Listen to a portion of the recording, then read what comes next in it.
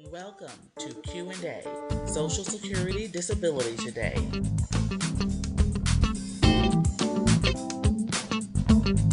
This program is brought to you by the Reeves Law Firm, representing you and your Social Security and disability needs.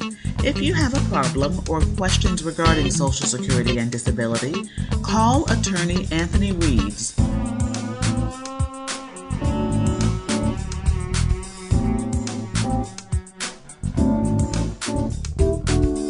Here's your host, attorney Anthony Reeves. For those of you who are applying for disability benefits, I'm going to encourage you to check out my video in June. The very first week of June, I'm going to be doing a series of videos talking about the Appeals Council. But for our purposes today, let me tell you what the Appeals Council is, kind of rough and dirty. The Appeals Council is the reviewing body that's responsible for reviewing the decisions of judges if you get denied by an administrative law judge. You're still within the umbrella of the Social Security Administration, but this is kind of the Social Security's appellate court within Social Security. In other words, this is the court that makes a determination of whether or not the judge made an error of law. Now, the last couple of videos we've been speaking about, May 4th and May 6th, we've talked about this new all evidence rule. Some people have asked, what does this rule relate to with regards to the Appeals Council? The rule is an ongoing rule, which means it doesn't matter whether you're applying for the first time, you're going before a judge, or you're at the Appeals Council. You have an affirmative responsibility to keep Social Security in mind if there's any evidence that relates to your claim of disability, period.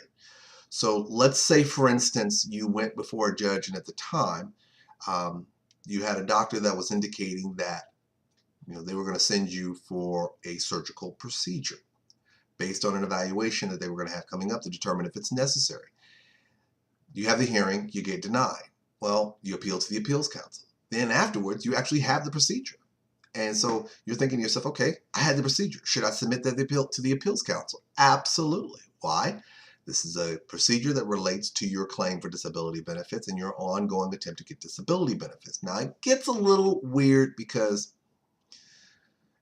there may be the argument that that medical condition or that procedure occurred after the judge's denial, so it may not be as relevant. Don't try to figure it out on your own if you think that's what the case may be.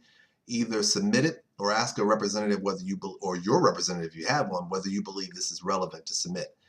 I'm always big on erring to the conservative side. If you believe this is something, like if this procedure or anything relates to your ongoing claim for disability benefits, even while it's at the Appeals Council, submit it. Let the Appeals Council tell you that it's not relevant. Don't you try to independently determine on your own. But just remember this new all evidence rule requires you to submit any evidence that relates to your claim for disability benefits. So you would rather be on the conservative side as opposed to rolling the dice.